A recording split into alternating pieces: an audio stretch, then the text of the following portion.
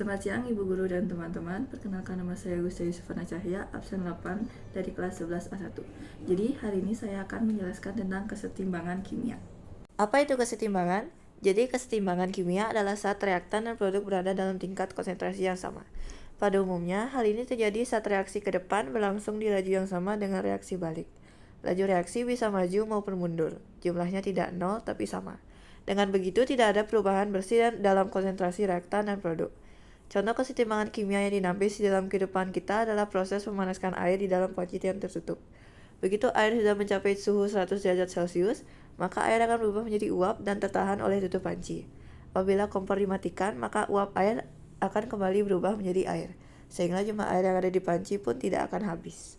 Saya akan membahas 4 hal, yaitu hubungan Kc dan Kp, derajat disosiasi kesetimbangan, hukum Hess pada kesetimbangan, dan yang terakhir, pergeseran kesetimbangan. Yang pertama adalah hubungan Kc dan Kp. Kc dan Kp saling berhubungan karena Kp dapat ditentukan dari Kc suatu reaksi. Tetapan parsial gas bergantung pada konsentrasi gas di dalam ruangan. Dengan begitu, tetapan kesetimbangan parsial atau Kp dari gas dapat dihubungkan dengan tetapan kesetimbangan konsentrasi atau Kc dari gas tersebut. Rumus hubungan Kc dan Kp adalah Kp sama dengan Kc dikali RT dikali delta pangkat N. Dengan keterangan, Kp adalah tetapan kesetimbangan tekanan gas, Kc adalah tetapan kesetimbangan konsentrasi, delta pangkat N adalah selisih jumlah koefisien gas produk dengan reaktan, R sama dengan tetapan gas, yaitu 0,082 liter kali atm per mol kali Kelvin. T adalah suhu, dengan satuan derajat Kelvin. Jadi, jika satuannya masih dalam derajat Celcius, bisa ditambahkan 273 agar menjadi derajat Kelvin. Contoh soal. Diketahui persamaan kesetimbangan berikut. 2A gas berkesetimbangan dengan B gas ditambah 2C gas. Berapa nilai perbandingan Kp per Kc dari persamaan reaksi kesetimbangan tersebut pada 25 derajat Celcius? Jadi dari soal tersebut diketahui persamaan 2A gas berkesetimbangan dengan B gas ditambah 2C gas. Kita juga mengetahui bahwa suhunya adalah 25 derajat Celcius. Kita jadikan Kelvin dengan menambahkannya dengan 273. Hasilnya adalah 298 derajat Kelvin. Delta pangkat N adalah selisih jumlah koefisien produk dengan jumlah koefisien reaktan. Di sini kita mengetahui bahwa koefisien produknya adalah 3. 1 ditambah 2, 3. 3 dikurang koefisien reaktan, 3 kurang 2 adalah 1.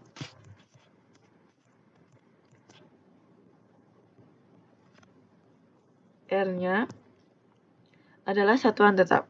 Jadi adalah 0,082. Ditanyakan Kp per Kc sama dengan berapa? Kita langsung masuk ke rumus. Kp sama dengan Kc dikali RT kali delta pangkat N. Kita bawa Kc ke bawah. Kp per Kc sama dengan RT kali delta pangkat N. Kp per Kc sama dengan 0,082 dikali 298 dikali 1.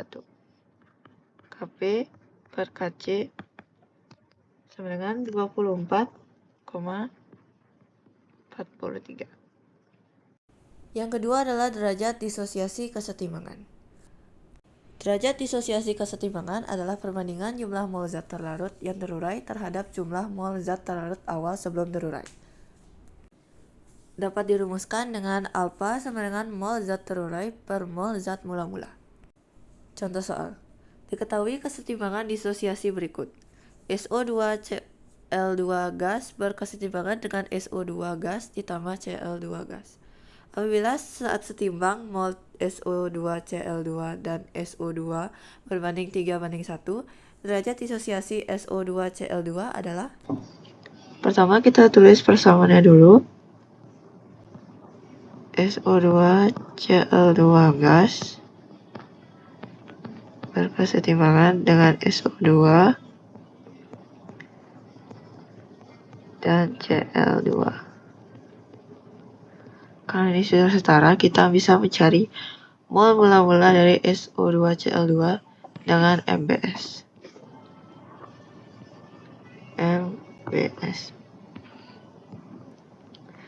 Yang produk kita tambah, yang reaktan kita kurang. Diketahui di soal perbandingannya adalah 3:1. Jadi SO2Cl2-nya 3 dan SO2-nya 1. Karena koefisien SO2 sama dengan koefisien Cl2, 1 bisa dibawa ke sini. Sehingga saat terjadi kesetimbangan, mol Cl2 adalah 1. Sehingga saat bereaksi, mol SO2 1 karena dia ditambah. Di sini juga 1 karena dia sama koefisiennya. Karena koefisiennya sama, kita juga bisa taruh ke SO2Cl2. Sehingga pada saat mula-mula, mol SO2Cl2-nya adalah 1 ditambah 3. Itu 4. Dengan cara ini kita bisa mencari derajat disosiasi SO2Cl2 dengan rumus alfa sama dengan mol reaksi per mol mula-mula. Mol reaksinya adalah 1 dan mol mula-mulanya adalah 4. Sehingga derajat disosiasi SO2Cl2-nya adalah 1/4. Yang ketiga ada hukum Hess pada kesetimbangan. Rumus hukum Hess pada kesetimbangan ada 4. Yang pertama, jika persamaan reaksi kesetimbangan dibalik, maka nilai tetapan kesetimbangan juga dibalik. Misalkan nilai kesetimbangannya X, jadi X menjadi 1/X.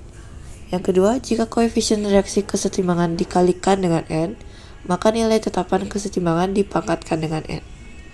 Jika beberapa persamaan reaksi kesetimbangan dijumlahkan, maka nilai tetapan kesetimbangan adalah hasil kali dari tetapan kesetimbangan reaksi-reaksi penyusunnya. Yang terakhir, jika koefisien reaksi kesetimbangan dibagi dengan N, maka nilai tetapan kesetimbangan diakarkan dengan N. Lanjut ke contoh soal. Diketahui data tetapan kesetimbangan pada suhu tertentu untuk beberapa reaksi berikut. Reaksi pertama, NO gas ditambah setengah O2 gas berkesetimbangan menjadi NO2 gas. Kc-nya adalah A. Reaksi kedua, 2NO2 gas berkesetimbangan menjadi N2O4 gas. Kc-nya adalah B. Tentukan nilai Kc untuk reaksi N2O4 gas berkesetimbangan menjadi 2NO gas ditambah O2 gas pada suhu tersebut dalam A dan B. Jadi mula-mula kita tuliskan kedua reaksi yang sudah diketahui. Yang pertama, NO ditambah setengah O2 berkesetimbangan menjadi NO2. Kc-nya adalah A. Reaksi kedua, 2NO2 berkesetimbangan menjadi N2O4. Kc-nya adalah B. Jadi yang kita cari agar hasilnya menjadi N2O4 berkesetimbangan dengan 2NO tambah O2. Karena N2O4 mula-mula berada di sisi kanan atau di sisi produk, sedangkan yang mau kita cari dia berada di sisi kiri atau sisi reaktan, jadi reaksi kedua kita harus balik. Sehingga didapatkan N2O4 berkesetimbangan jadi N2NO2. Seperti yang saya bilang tadi, jika dibalik, Kc-nya menjadi 1/X. X ini sekarang dia menjadi B, jadi Kc-nya 1/B. Sekarang kita harus eliminasi salah satu dari reaksi 1. Karena reaksi 1 dan reaksi 2 mempunyai NO2, jadi kita pakai itu aja. karena NO2-nya sudah dibalik, sekarang dia di sisi kanan. Jadi reaksi 1, NO2-nya nggak boleh di sisi kanan lagi. Jadi KC-nya kita balik untuk persamaan 1.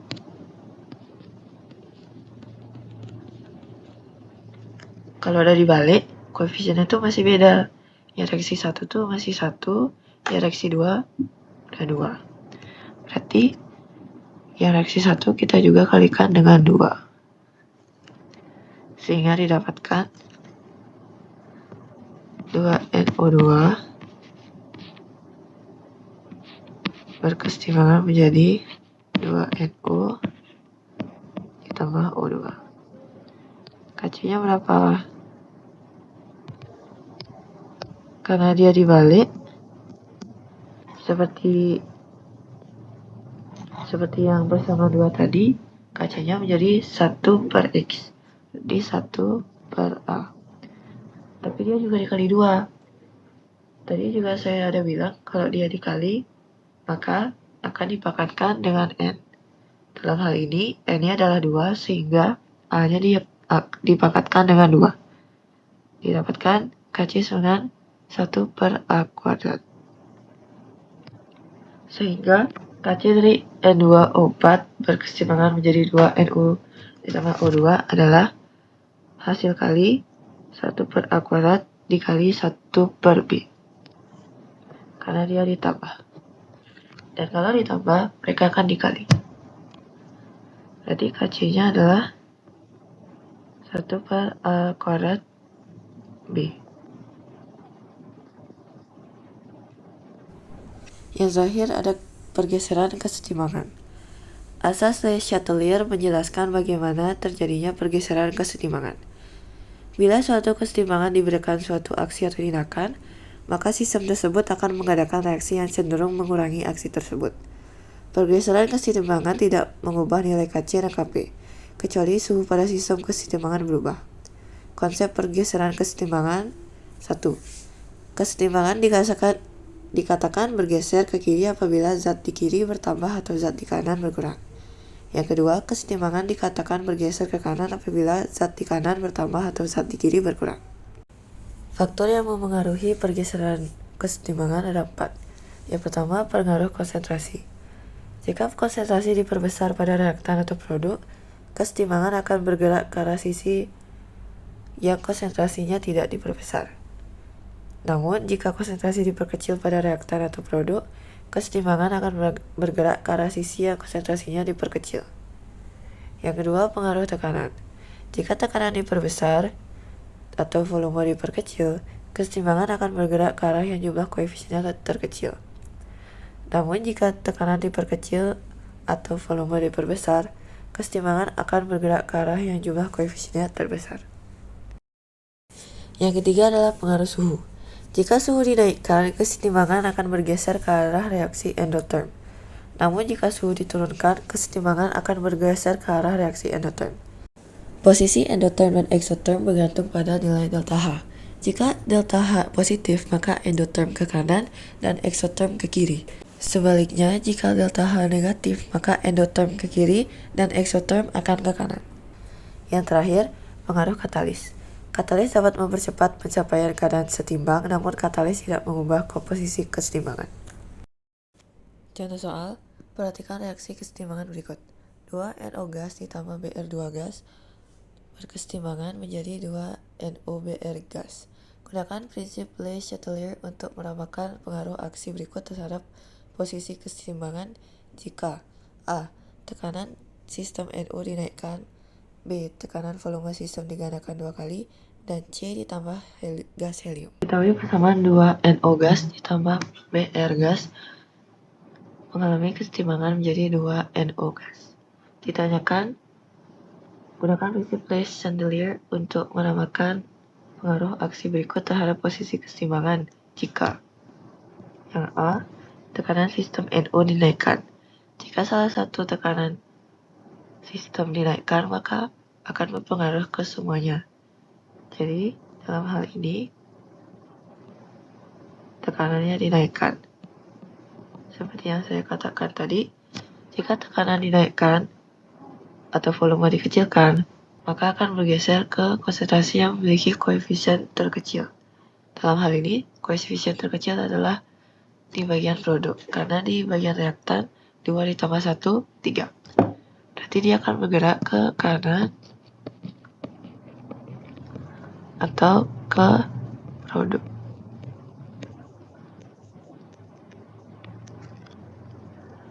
Yang kedua, volume sistem digadakan 2 kali.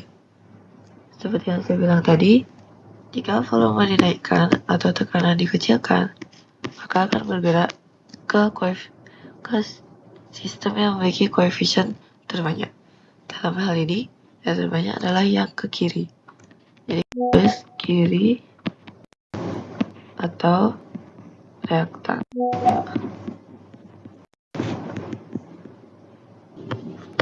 Yang terakhir ditanyakan ditambahkan gas helium.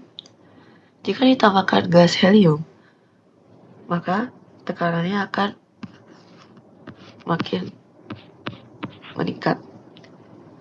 Sama seperti yang A, jika tekanan meningkat, maka akan bergeser ke kanan atau ke arah produk. Sekian dari saya, maaf jika ada salah kata. Terima kasih dan salam sejahtera.